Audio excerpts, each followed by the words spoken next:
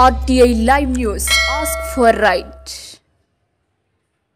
Welcome to RTI Live News. Mulugu జిల్లా వెంకటాపురం మండలంలోని ఆలుబాక గ్రామంలో విషాద ఛాయలు అలుముకున్నాయి. హైదరాబాద్లోని MBA చదువుతున్న సాహితి అనే అమ్మాయిని ములుగు జిల్లా వెంకటాపురం గ్రామానికి చెందిన చిడం హరీష్ అనే వ్యక్తి సాహితిని మానసికంగా వేధించి ఆత్మహత్య చేసుకోవడానికి కారకుడయ్యాడు. చిడం హరీష్ తండ్రి అధికార పార్టీ సీనియర్ నాయకుడు PSCS చైర్మన్గా కొనసాగుతున్నాడు. రాజకీయ అండబలం చూసుకుని సాహితి ఒక కుటుంబ సభ్యులతో మోహన్ రావు మీరు ఏం చేసుకుంటారో చేసుకోండి అని బెదిరించారని సాహితీ కుటుంబ సభ్యులు ఆరోపిస్తున్నారు. రైట్గా ఇదే అంశానికి సంబంధించిన మరింత సమాచారం మా ప్రతినిధి సన్నీ లైవ్ లో అందిస్తారు. ప్రధానంగా చూసుకున్నట్లయితే మనం ములుగు జిల్లా వెంకటాపురం మండలంలోని ఆలుబాక గ్రామంలో ఉన్నాం. ఆలుబాక గ్రామానికి సంబంధించి విషాద ఛాయలు అయితే అలుముకున్నాయని చెప్పుకోవచ్చు. ఈ నేపథ్యంలో వాళ్ళ కుటుంబ సభ్యులు అసలు ఏమంటున్నారో వాళ్ళ మాటల్లో విని తెలుసుకునే ప్రయత్నం చేద్దాం. చెప్పండి, అసలు ప్రధానంగా అసలు ఏం జరిగింది? మీ కుటుంబంలో మొత్తం విషాద ఛాయలు తలుపుకున్నా అసలు ఏం జరిగింది పూర్తి చెప్పండి. నా వదిన నిన్న సూసైడ్ చేసుకొని చనిపోయింది. కారణం ఏంటని మాకు కూడా వెళ్ళేంతవరకు తెలీదు. వెళ్ళిన తర్వాత వాళ్ళ ఫ్రెండ్స్ చెప్పిన దాని ప్రకారం, ఫోన్లో ఉన్న హిస్టరీ ప్రకారం తెలిసింది ఒకటే, తను సూసైడ్ చేసుకోవడానికి కారణం చిడం మోహన్ రావు అబ్బాయి, చిడం మోహన్ రావు కొడుకు. అయితే ఇది ఎలా తెలిసింది అని అంటే, తను చనిపోయే ముందు వీడియో కాల్ చేసి అతనికి లైవ్ పెట్టి హ్యాంగ్ చేసుకుంది. ఆ ప్రూఫ్ నేను మీడియా మిత్రులందరికీ ఇచ్చాను. అతని కాల్లో ఉన్న వీడియో హిస్టరీ అన్నది నేను ఖచ్చితంగా ఇచ్చాను. అది అందరి దగ్గర ఉంది. అయితే అతను ఎందుకు అంతలా వేధించాడు అని అంటే ఒకటే కారణం, వాళ్ళ ఫాదర్ రాజకీయ అండా చూసుకుని. అతని ఫాదర్ రాజకీయ అండ చూసుకొని, సరే అతను రాజకీయంగా ఉన్నాడు, చిన్నప్పటి నుంచి వాళ్ళ ఫాదర్ వీళ్ళ ఫాదర్ ఫ్యామిలీ ఫ్రెండ్స్ కదా అని చెప్పి ఇలా రోజు వెళ్ళి గొడవలు చేస్తున్నా సరే, ఆ అమ్మాయి ఇంట్లో ఎప్పుడు చెప్పలేదు. మరిది నేను నాకు చెప్పలేదు, నేను వాళ్ళ తమ్ముడికి చెప్పలేదు, మా అన్నయ్యకి చెప్పలేదు, వాళ్ళ మా డాడీ మామయ్యకి చెప్పలేదు, ఎవరికి చెప్పలేదు. సరే ఇంత తట్టుకున్నాక కూడా రోజు వెళ్ళి గొడవ చేస్తా ఉంటే ఏ ఆడపిల్లని తట్టుకుంటుందండి? తట్టుకోలేక మొన్న 2 రోజుల క్రితం వాళ్ళ మమ్మీకి చెప్పింది. మమ్మీకి చెప్తే వాళ్ళ మమ్మీ సరే ఫ్యామిలీ ఫ్రెండ్స్ కదా అని చెప్పి చిడం మోహన్ రావుకి ఫోన్ చేసి ఇలా మీ అబ్బాయి గొడవ చేస్తున్నాడు హాస్టల్కి వెళ్ళాలంటే, ఆయన అన్న మాటలు, ఏం చేసుకుంటారో చేసుకుని మీరు చేతనైతే కేసు పెట్టుకోండి, ఇలాంటి మాటలు వాళ్ళు మాట్లాడింది. అంటే ఒక రాజకీయ అండ, డబ్బు బలం అన్నీ చూసుకొని వాళ్ళు ఏమైనా చేయగలనన్న ఒక ధీమాతో ఒక బలహీనమైన కుటుంబాన్ని ఏదన్నా చేయగలను అనే ఒక పొగరు అనేది అయితే వాళ్ళది ఖచ్చితంగా చూపించారండి. అదే కాకుండా వాళ్ళ అబ్బాయే కాకుండా వాళ్ళ నాన్న కూడా మా వదినకి ఫోన్ చేశాడు. ఆ కాల్ హిస్టరీలు ఉన్నాయి, మెసేజెస్ ఉన్నాయి, అన్ని ఫోన్లో ఎవిడెన్స్ అయితే ఉంది. కాకపోతే ఫోన్ మాత్రం పోలీస్ వాళ్ళ ఆధీనంలో ఉంది, ఎవిడెన్స్ కింద వాళ్ళు కలెక్ట్ చేసుకున్నారు. అది మా చేతికి రాలేదు. కాకపోతే వాళ్ళు మాకు కొన్ని మెసేజెస్ చూపించారు. ఆ మెసేజ్లో మాత్రం క్లియర్ కట్గా తెలుస్తుంది ఏంటంటే, ఆ అబ్బాయి చనిపోయిన రోజు ఖచ్చితంగా వేధింపులు గురి చేశాడు. ఎలాంటి వేధింపులు అని అంటే, నువ్వు అలాంటి దాన్ని, ఇలాంటి పనులు చేశావు, నువ్వు అలాంటి పనులు చేసేదాన్ని అని చెప్పి ఖచ్చితంగా వేధింపులకు గురి చేసిన మెసేజ్లు ఉన్నాయి. అవి నేను నా కళ్ళతో చదివి చూశాను.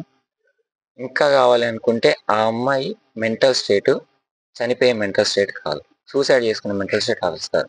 అసలు సూసైడ్ చేసుకునే మెంటల్ స్టేట్ ఉంటే ఆ ముందు రోజు జిమ్ ఫీజు కట్టొచ్చి నెక్స్ట్ డే జిమ్కి వెళ్ళొచ్చి నాకు ఇతని వేధింపులు వద్దని కొత్త సిమ్ తీసుకొని వచ్చింది. అలాంటి అమ్మాయిని నాతో వద్దు అన్నా సరే రోజు వచ్చి హాస్టల్ గొడవ పెట్టుకొని, సరే ఎంత వేధింపులు గురైనా ఇంకా నా వల్ల కాదు అనుకున్నా సరే అని చెప్పి ఇంకా ఒక భరించే పీక్ స్టేజ్కి వెళ్ళినా నేను తట్టుకోగలను నిలబడినా, అతను తట్టుకొని లేకుండా మళ్ళీ ఇతన్ని బ్లాక్ చేసిందని వాళ్ళ ఫ్రెండ్ నుంచి ఫోన్ చేసి, ఫ్రెండ్ ఫోన్ నుంచి వీడియో కాల్ మెసేజ్ చేసి సిమ్ యాక్టివేట్ అయ్యే గ్యాప్లో ఆ అమ్మాయిని చనిపోయేలా చేశారు. ఆ అమ్మాయి చనిపోవడానికి ఎంత గల కారణం అంటే, ఆ అమ్మాయి ఫేస్ చేస్తున్న నరకాన్ని నేను చచ్చిపోతాను, దానికి నువ్వే కారణం, అది నువ్వు చూడాలి అని చెప్పి ఆ అమ్మాయి లైవ్ వీడియో పెట్టి అతనికి హ్యాంగ్ చేసుకుంది. అమ్మాయి చనిపోయేది అతను లైవ్లో చూశాడు. అది కాల్ హిస్టరీ ఉంది, చూసిన ఫ్రెండ్స్ చెప్పారు. తను కాల్ హిస్టరీ వీడియో కాల్లో ఉన్నాడని వాళ్ళ ఫ్రెండ్స్ చూశారు, ఐ విట్నెసెస్ ఉన్నారు.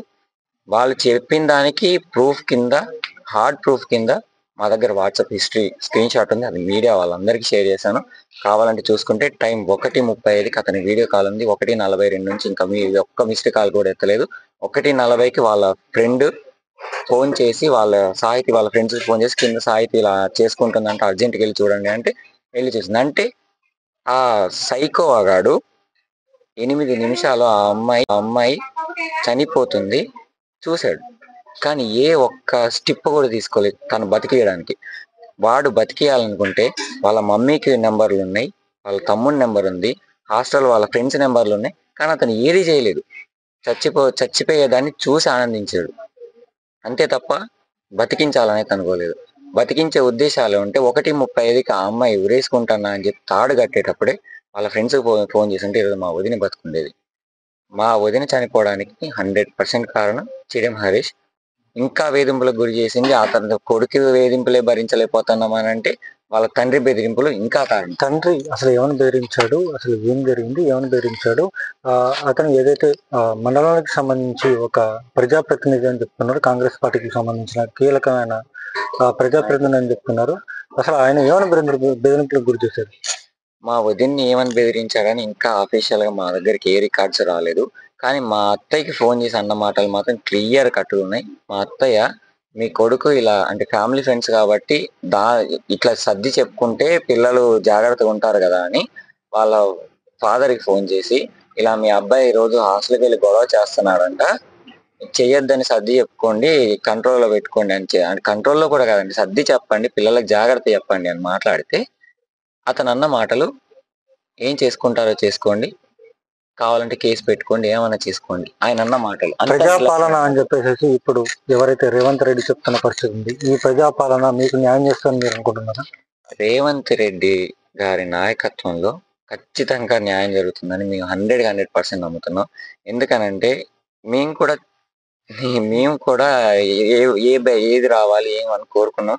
సరే ఏదైనా సరే టీఆర్ఎస్ అయినా ఏదైనా ఒక అమ్మాయికి అన్యాయం జరిగింది అని అంటే టీఆర్ఎస్ పార్టీ అయినా కాంగ్రెస్ పార్టీ అయినా జనసేన పార్టీ అయినా అది ఏ పార్టీ అయినా సరే అమ్మాయికి అన్యాయం జరుగుతుందంటే వాళ్ళు టాలరేట్ చేస్తారు, ఒక పర్సన్ ని తప్పించేస్తారు అని అయితే మేము అనుకోవట్లేదండి. ఖచ్చితంగా న్యాయం జరుగుతుంది అనుకుంటున్నాం. అలాంటిది రేవంత్ రెడ్డి గారు వదిలిపెడతారని అయితే మేము అనుకోవట్లేదు. అసలు మీరు ఈ అమ్మాయికి చేసిన వాళ్ళకి ఎటువంటి శిక్ష పడాలని మీరు అనుకుంటున్నారు కుటుంబ సభ్యులు? శిక్ష అంటే అండి నేను పెద్దగా ఏం చెప్పను. నాకు తెలిసింది ఒకటి, ఒకడు వెళ్ళి ఒకరిని మర్డర్ చేస్తా ఉంటే మర్డర్ చేసేటోడు ఎంత తప్పన్నారో పక్కనున్నోడు కూడా అంతే తప్పన్నారు. ఆ పని ఉండేది. అలాంటిది ఆ పర్సన్ సూసైడ్ చేసుకుంటుంది అని చెప్పి చూశాడు, సూసైడ్కి కారణం అవ్వడానికి కారణం అయ్యాడు, జరుగుతున్న దాన్ని ఆపలేదు, ఆపకపోగా ఇంకా చూసి ఆనందించాడు. అంటే మర్డర్ చేసేటోడిని ఆపనోడిదే అంత శిక్షార్హుడైతే ఆమె చనిపోవడానికి కారణమైనోడు, ఆమెని ఉసిగొలిపినోడు, చూసుకుంటూ ఏమి చేయనోడు ఎంత అర్హుడో శిక్ష అర్హుడో మీ మీడియా వాళ్ళు కానీ పోలీసు ఎటువంటి కేసులు పెట్టాలో వాళ్ళకి తెలియాలి. ఇంకా లేకపోతే అతనికి ఎలాంటి శిక్ష పడాలో మీకు తెలియదు. మర్డర్కి ఎలాంటి శిక్ష పడిద్దో అటువంటి శిక్ష పడాలని చెప్పి మేము గట్టిగా కోరుతున్నాం. ఏదైతే కాంగ్రెస్ పార్టీకి సంబంధించిన సీనియర్ నాయకుడు మాకేమీ కాదు అనే ఒక అధికారం మత్తుతో ఊగిసలాడుతున్నారని చెప్పేసి కొంతమంది చెప్తున్న పరిస్థితి. మీకు ఈ కాంగ్రెస్ పార్టీ ప్రభుత్వంలో న్యాయం జరుగుతుంది మీరు అనుకుంటున్నారా? అతనికి ఉన్న బలం ప్రకారం, అతనికి ఉన్న రాజకీయ బలం ప్రకారం, ఆయన ఉన్న ఇన్ని సంవత్సరాల పొలిటికల్ బ్యాక్గ్రౌండ్ మాకు కూడా భయాలు ఉన్నాయి. అంటే ఆయన ఏమైనా మ్యానిపులేట్ చేస్తాడా, లేకపోతే ఉన్న సాక్ష్యాలను మాయం చేస్తాడా, లేకపోతే ఉన్న ప్రూఫ్ల్ని మాట్లాడనీయకుండా చేస్తాడా, అంటే విట్నెస్లని కానీ ఎవరైనా, ఇలాంటి భయాలు మాకు 100% ఉన్నాయి. అదేవిధంగా ఏ కాంగ్రెస్ పార్టీ నాయకులైనా, సీతక్క గారైనా, బట్టి విక్రమార్క గారైనా, లేకపోతే మన శ్రీనివాసరావు గారైనా, ఎవరైనా ఒక అమ్మాయికి అన్యాయం జరిగిందంటే అటువంటి వ్యక్తికి సపోర్ట్ చేస్తారనేది మేము అనుకోవట్లేదు. న్యాయం జరిగిద్దని 100% నమ్ముతున్నాం మేమైతే. ఇది కొన్ని పరిస్థితి ఏదైతే ప్రధానంగా చూసుకుంటే మాత్రం కాంగ్రెస్ పార్టీ మాత్రం మాకు న్యాయం చేస్తుందని చెప్పేసి ఇక్కడ ఉన్న బాధితులు అయితే చెప్తున్న పరిస్థితి అయితే ఉంది. తక్షణమే మాకు కాంగ్రెస్ పార్టీ న్యాయం చేయాలి. బాధితురాలు ఎవరైతే ఉన్నారో ఆమెకి ఎవరైతే వ్యక్తులు ఉన్నారో వాళ్ళకి వెంటనే శిక్ష పడాలని చెప్పేసి ఇక్కడ కుటుంబ సభ్యులు అయితే చెప్తున్న పరిస్థితి అయితే ఇక్కడ నెలకొంది. ఇది కనపరిస్థితి. కెమెరా పర్సన్ సతీష్ తో సన్నీ, ATN న్యూస్, వరంగల్.